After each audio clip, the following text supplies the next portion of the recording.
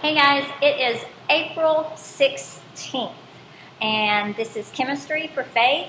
We're starting on, here you go, on pH, not Pew, but pH on 15.5. We're still covering quiz questions from 15.4 and 15.5. I will cover the remainder of those quiz questions today, as well as toward the end of class, I'm going to go ahead and do a few demonstrations with pH levels, using pH paper, and using some other indicators with about 3 different acids we have. So hopefully it's going to be a good video because I did it once and forgot to save it, so that was a rehearsal. This one should be great. So I'm on page 257. I'm going to move that out of the way before I get my stuff out. So what did I do? Oh, it's over there. All right, so we're on page 257, just going over pH.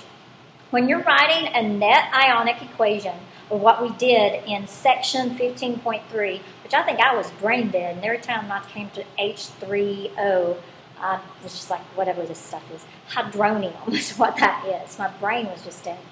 So when writing net ionic equations, we wrote water molecules as if they did not ionize, although that's fine for many purposes. Pure water actually does ionize, but just an eensy-weensy bit. And they gave you a chemical equation there at 15.27 to show you what happens. If I take water liquid plus water liquid, it actually ionizes just a small part, making hydronium, which is H3O plus aqueous, and then it also makes hydroxide, OH negative aqueous. One of those water molecules would be a Bronsted-Lowry acid. The other one's considered a Bronsted-Lowry base.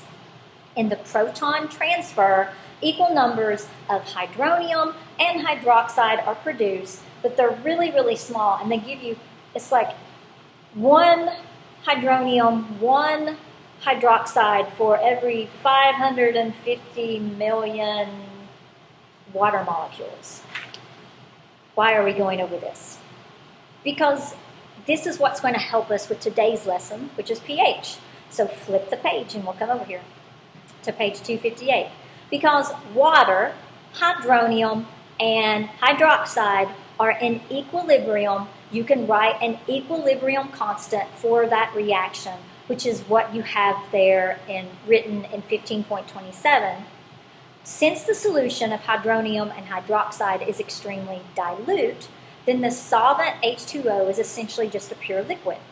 Then that is bringing us all up for the ion product constant of water and that equilibrium that it shows in 15.28. Why are we doing this? It's leading up, so far you've not had a test question or a quiz question. It's leading up to page 258 there under acidic basic solutions. In solutions that hydronium and hydroxide are not always equal. And what we're learning is if it's hydronium, that's an acid. If there's more hydronium, it's more acid. If it's hydroxide, it's more base. If they're kind of even, it's neutral, right?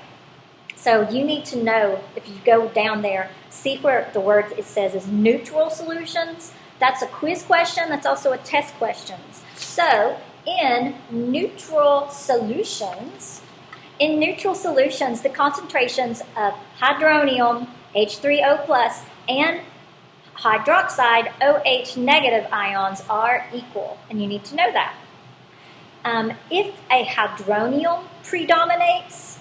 hydronium predominates, that's the H3O plus, that is an acid.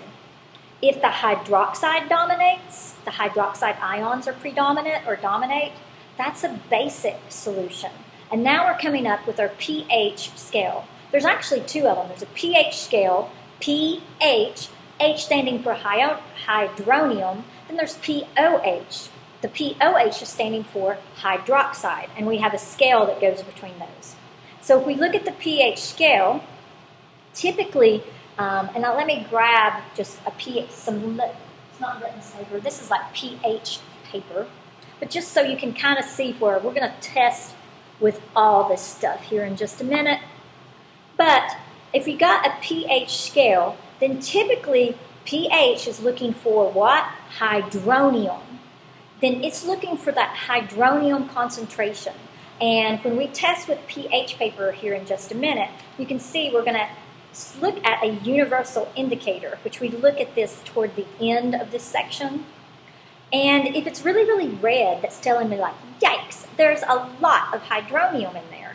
And if it's looking really, really black, it's saying, yikes, there's a lot of hydroxide in there. And that's really what that pH scale is. And this is just using a color indication, indicating what those numbers are. So right here at 7, that's what we're going over. And this is a quiz question, not a test question. 7, this number right in the middle, which is like right here, is neutral. pH values less than 7, over here, indicates an acid, which means a pH value that's more than 7 indicates basicity, or a basic solution. So on this side we have more acid, or more hydronium. On this side we have more hydroxide, or it's more basic, it's basicity. Right in the middle, number 7 is neutral. They're all balanced out, and you got that wonderful color paper there, right? We'll look at this in a minute. So I'm going to just show you real quickly. Now we go over this in just at the end of this chapter. As you go down to so make sure you know pH values less than 7 indicate an acidic solution. That's a quiz question. Now look under determining pH. There's just a few mathematical things here that you have to know. None of them are wrong or really difficult. Don't let the word log scare you, because you are not having to break out a scientific calculator and figuring out log on your quiz. Now, you might have to for some of these examples they're doing, or maybe if we've done some homework, but on your quiz, no. They're using really, really basic numbers. So right after determining pH, mathematically, the pH of a solution is defined as the negative logarithm, or parentheses minus log, of the hydronium ion molarity. You need to know that for a quiz question. And I'm looking at this quiz question, and it is just pretty much just right out. Yeah. Well, so yeah, you have to just know what that is. Yeah. What is defined as the negative logarithm of hydronium concentration. You have to know that that's pH. So the negative logarithm is pH of that hydronium concentration. Now, I'm not going to cover that much. It's just basically kind of telling you what to do, what the logarithm, how they come up with it. But what you're going to have to know how to do, but it's not all that difficult, is given to you in italics right here. So in that italics, to find the pH of a given solution, simply find out what the logarithm is of hydronium, the H3O+, in that solution, and then you change the sign. You figure out the logarithm, then you change the sign. For example, hydronium in a neutral solution at 25 degrees Celsius is 1 times 10 to the negative 7 molarity. The logarithm of 1 times 10 to the negative 7 is negative 7. Then you change the sign. The pH becomes 7. And we already were kind of looking at a pH scale. This looks like it's water because pH of 7 is pretty neutral. It's right there in the middle. So in a logarithm, only the digits to the right of the decimal point count as significant figures. The digits to the left of the decimal probably just merely indicate the power of 10. Now they show you a very complex way of doing all these things, but on your quiz, you mainly have to know, you're going to have to take, they've given you the, hold on, I'm trying to look. They've given you this scientific notation of what it already looks like. You don't have to figure that out much. You're taking that negative exponent or that negative log, and then you're going to change, make it into a number, and then you're going to change the sign of it, and that's your pH. They're just one. That's simple. That is not a complex calculation there. Then, if you look over onto page 259, we may also find hydronium if the pH is known. So once again, you must realize that a logarithm is an exponent. Thus, since the pH is a negative exponent and 10 is the base, then basically what I'm taking is I'm trying to write down what that exponent is. So if they tell me if the pH of a solution is 10 and I'm wanting to write that down, then it's going to be 10 to the negative pH or 10 to the negative of 10 if the pH is 10. And I just write that out as a negative exponent. So this is just basically, this was taking it one way on this page. This is taking it backwards. So you're taking the exponent and making it pH here. You're taking the pH and making it into an exponent right there. So that's two quiz questions that you have to know. Then, looking under the POH, which is the hydroxide, using not hydronium, but hydroxide, expressing POH is the negative logarithm of hydroxide. And what you have to know for your quiz on this one is this little ditty up here, which is not hard at all. It's basically telling you that if I take pH and I add that to POH, it equals 14. Which means if I know what the pH is, I subtract that from 14 and I can figure out what the POH is. So highlight this, make sure you understand that simple little formula. If I've got one of these, I can figure out the other one is by taking this one and subtracting it from 14. That's on your test, or not, that's on your quiz question. That's a quiz question for you. Then finally, the pH solution, the pH solution meter, or the pH of the solution, is also conveniently measured by an electronic pH meter. So an electronic measurement would be the pH meter. I don't have one of those. We have less, less precise ways that we're going to use here in just a second with looking at the less precise methods using the pH, the litmus papers and those type of things. So the pH meter determines the pH of a solution by precisely measuring the electric current generated when a special pair of electrodes are immersed in the solution to be tested. A less precise pH value may be obtained by using an acid-based indicator. So an acid-based indicator is a less precise solution. You have to know this for a quiz question as well. So what would be an acid-base indicator? That would be litmus. We've used litmus before. And then you need to look here at the bottom. These are some more acid-base indicators. One is bromocosol purple, and the other one is phenolphthaleins. Give me these big words to say on a Monday. You also have to know what those acid-base indicators are on the test. So this is a test question and a quiz question, is knowing that litmus papers or bromocosol and phenolphthaleins are as well. If you flip the page, they list over here a couple of others that I have. If we were doing a lab, we'd try to use some. One was a methyl violet. If we put that in a base, it would be yellow. If we put that into a higher pH or a higher acidity level, if I said that completely wrong. If we had a higher pH, it would indicate blue. If we had a lower pH, it would end up yellow. Then we have one that's called methyl orange. We could use that. And methyl orange, we put it in acid, it becomes red. If we have it, or it could become a yellow orange.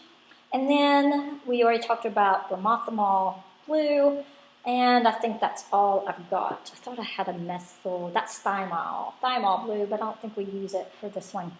All right, so let's start looking at acid-base indicators, and then we'll also look at the universal indicator, and we'll use some of our pH paper for that, so you can see how it works. So let me go over here and grab what I had before, but I didn't save it. So in this glass watch glass, I have some hydrochloric acid. In this middle Petri dish, I poured just a smidgen of some distilled water. And in this other little petri dish that I'm getting, this is hydroxide, sodium hydroxide rather. So we have used litmus papers before, but just so you can see, I'm going to start with the blue. And you can turn to page 215.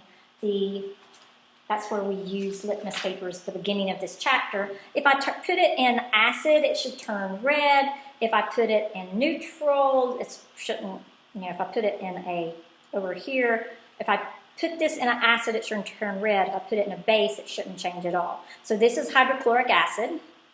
I'm going to turn this just a little bit. It's cutting off my head a little bit, but that's okay. And you can already see the hydrochloric, and then this is the hydroxide.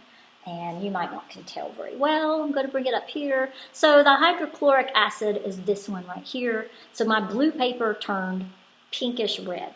And then I put this in the hydroxide.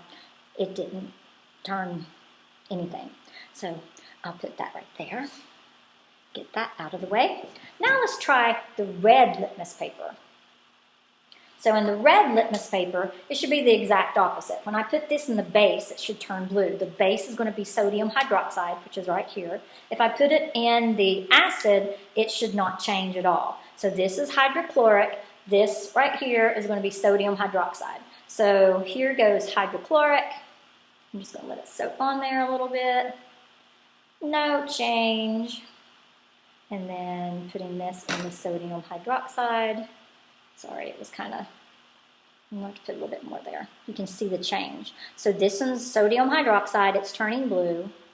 This one is where I put it in hydrochloric. There's no change really there either. I really should have got a trash can, but oh well.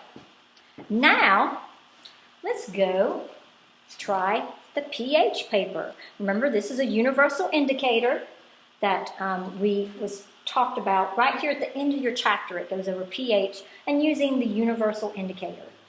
So pH paper is basically measuring what? The hydronium level. So pH paper all looks yellow. And I'm going to get out 3 because I'm going to show you what it looks like in water, what it looks like in an acid, and then what it looks like in a base. So let's start out here. Trying to get it all separated. So here we go. There's our universal indicator. So the first one I'm going to do is hydrochloric acid. And you can see, like, technically what we're supposed to do is we're supposed to wait 30 seconds and then measure it. We don't even have to wait 30 seconds. That is basically matching it up to my universal indicator. You can pretty much see that's an acid. And it's pretty much got a pH of number 1. So that's my first pH test. I keep saying litmus. This is water, just pure old distilled water. Water should be, a neutral. Let's just see if it becomes neutral. Well, it's not that neutral. But you can kind of see if we waited on it about 30 seconds to kind of dry a little, it might be kind of close to that 7, maybe the 6 down here, but it's more neutral than what the other one is. So there's that. We got one more to go, and that's hydroxide, sodium hydroxide, which should be a base.